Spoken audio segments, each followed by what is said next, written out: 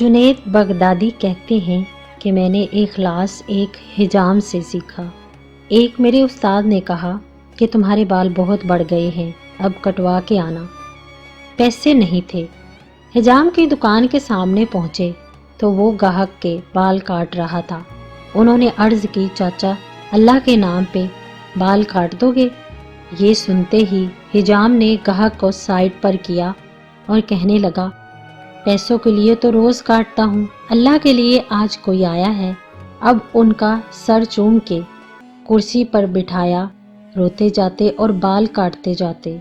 حضرت جنید بغدادی نے سوچا کہ میں جب کبھی پیسے ہوئے تو ان کو ضرور کچھ دوں گا۔ عرصہ گزر گیا، یہ بڑے صوفی بزرگ بن گئے۔ ایک دن ملنے کے لیے گئے، واقعہ یاد دلایا اور کچھ رقم پیش کی تو حجام کہنے لگا، جنید تو اتنا بڑا صوفی ہو گیا، تجھے اتنا نہیں پتا چلا کہ جو کام اللہ کے لیے کیا جائے اس کا بدلہ مخلوق سے نہیں لیا جاتا۔